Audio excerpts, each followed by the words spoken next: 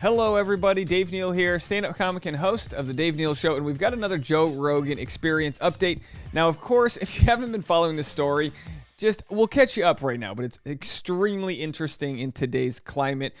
We've got a sort of coalition of people trying to cancel Joe Rogan from the Spotify platform.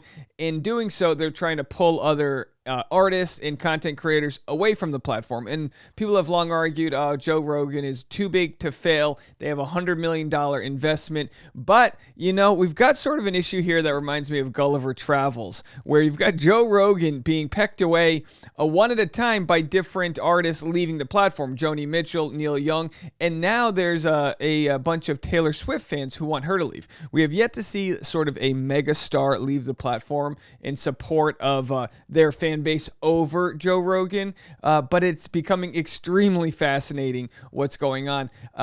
Could there be a situation where Spotify decides to pay Joe Rogan the rest of his $100 million contract and then let him free? In which case, he could just move back to Apple Podcasts, back to YouTube, back to all these other places. Because we know he hasn't really violated any sort of terms of services on his YouTube channel. You know, every once in a while, podcast episodes get taken down. But for the most part, he's free to go anywhere else if he's no longer licensed with Spotify. That's just a licensing deal. They don't own any of his content. So it's getting very fascinating. So one of my favorite channels is Breaking Points with Crystal and Sagar. Let's just listen real quick to what may happen with Joe Rogan. Then I'll share what the White House has to say, and then I'll share what Taylor Swift fans want. It is getting fascinating, and everybody is sort of leaning into this story. You know who's behind this? I'm talking about the whole Rogan, Neil Young thing. Yes. Joe Rogan. If Joe Rogan gets canceled, he collects on the Spotify contract. He's able to launch an independent media company, which is much bigger than what he is on Spotify. In other words, the person who benefits the most from being attacked on Spotify is Joe Rogan. That's a good point. Because he can collect the payout. Remember, being on Spotify, if anything, makes his audience smaller. The best thing that could happen to Joe Rogan would be to get canceled by Spotify. Well, that's true. Because then he would launch an independent media like Breaking Points. He would have a bigger audience than he has on Spotify. And he would collect the Spotify payout. I think Neil Young is the seed capital behind Joe Rogan independent media.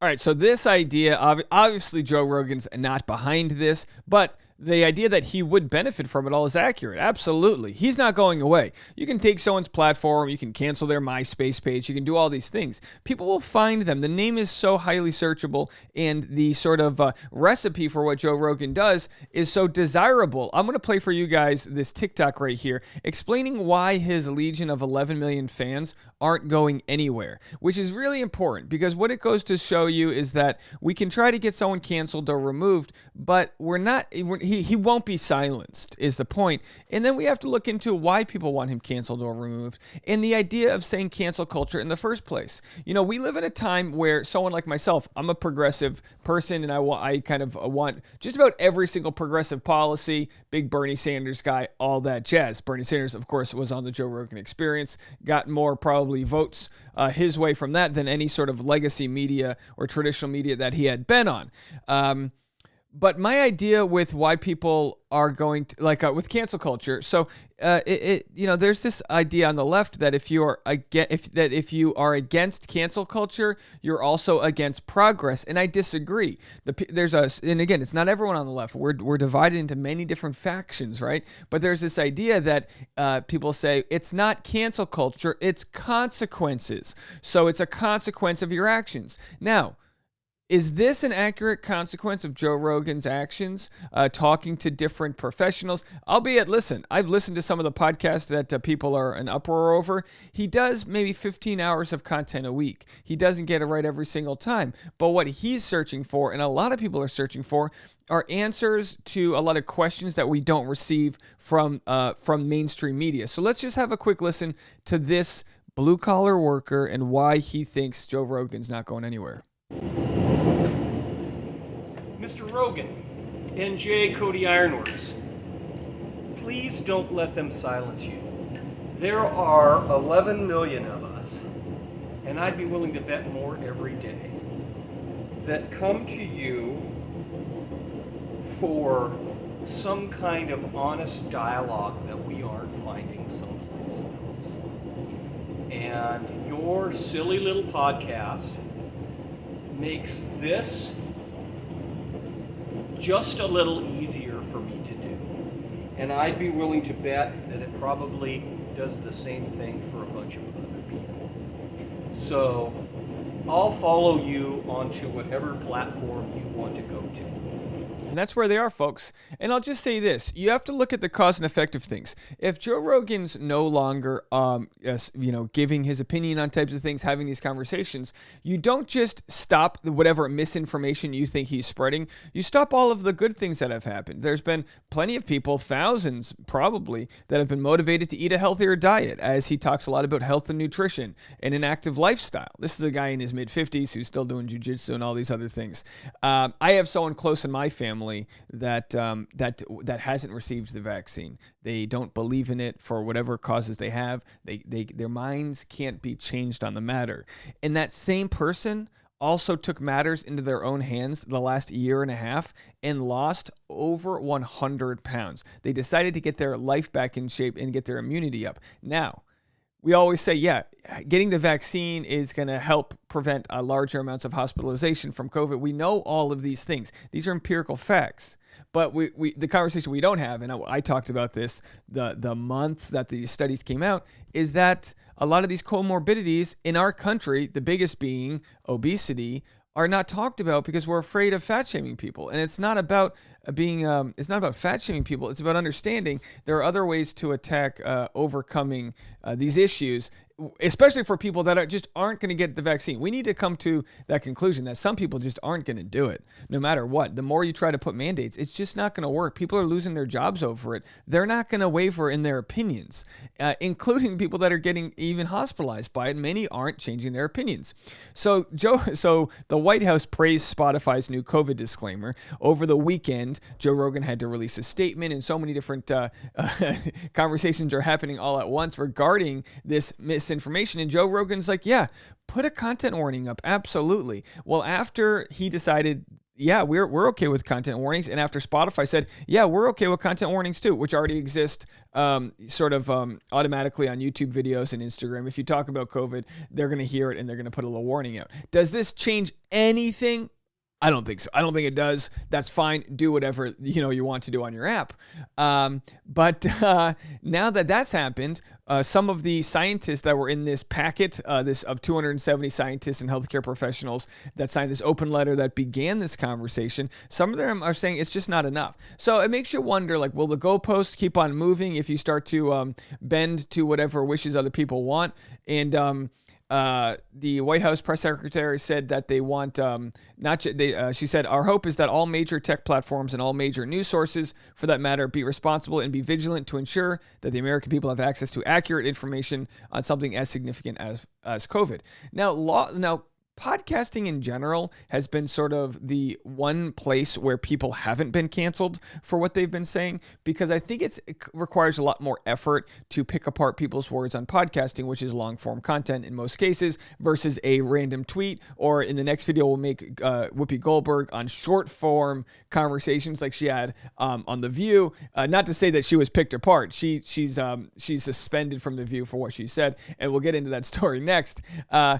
It's just you start to see the route in which people will go to get somebody canceled. And also, it's easy to see these stories and go, oh, Neil Young pulled out. What you don't know is whatever's behind in the DMs that might spook an artist to want to pull out. Taylor Swift has become more political in the last couple of years, and good for her. I love Taylor Swift. I love her message. I love her creativity. I love all that she does with her platform to help others, especially the LGBTQ community and women's rights and so many other things. She stands up for herself and for her community. With that said, will she be spooked by the coalition of people that are trying to get her off of Spotify? Or will she realize, hey, this is futile? Spotify, and there's a separate question that needs to be asked: are Spotify not paying their employees enough? There's also another artist that just removed themselves from Spotify because of what she claims is anti-black comments made by Joe Rogan. So it's not just misinformation. Now we're talking about his speech, which is a completely different issue. So Spotify shares were trading at $197 after hours on Monday evening. Share prices had fallen to $165 when Joni Mitchell demanded her music pulled. Neil Young, Mitchell, and others took aim at Spotify for hosting Joe Rogan's podcast, which they say promotes COVID-19 misinformation. Taylor Swift fans are now calling for the pop star to threaten to remove her music. Swift owns the rights to her last 3 studio albums, but not her first 6.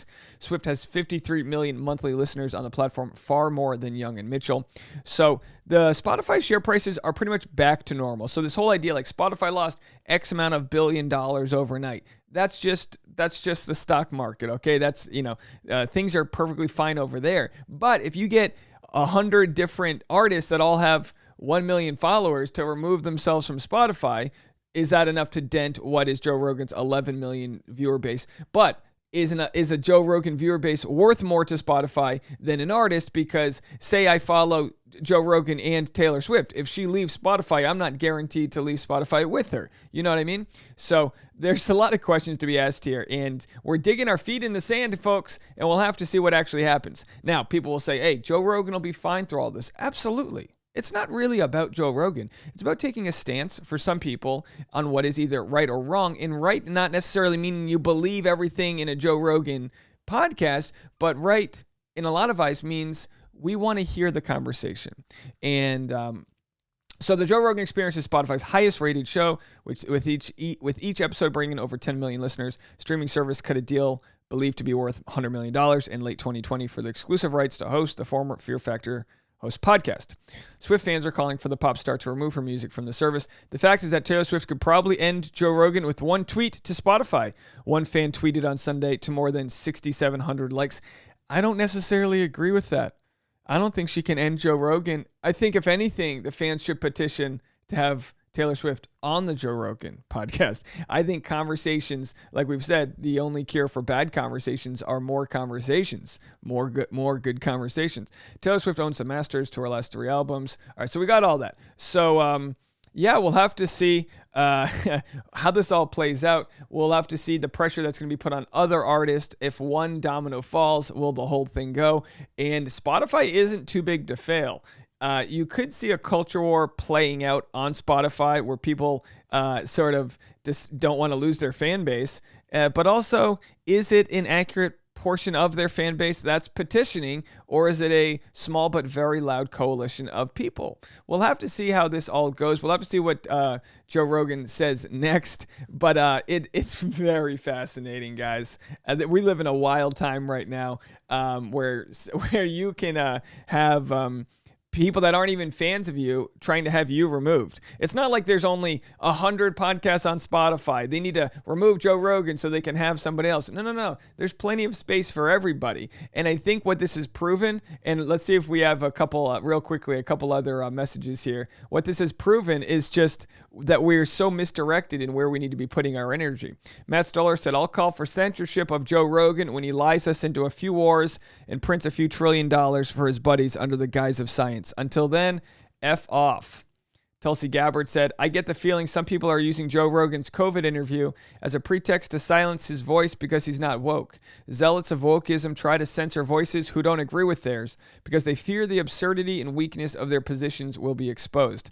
I'm all for conversation. I think that's what we need to be for, is having conversation, overcoming misinformation in the sense that keep learning, keep listening. And we need to just also trust in our own intuition that we can sift through different information to find out what is actually accurate. That means what you hear on a CNN episode, a Fox News, and MSNBC, Joe Rogan, some crazy tweets that are out there. Sift through it all, follow the money, and try to discern what is accurate in your eyes. That's the key to overcoming misinformation, is to teach the inside, the soul, what is BS, what is fear mongering, what is leading us down a path of, supporting a war because of the industrial military complex, or supporting a candidate because the pharmaceutical companies lobbied for them. Who's doing right by us, the community? These are the answers we need to seek out, and we need to do more of that and less of silencing others. Let me know what you guys think. More content coming your way. Bye now.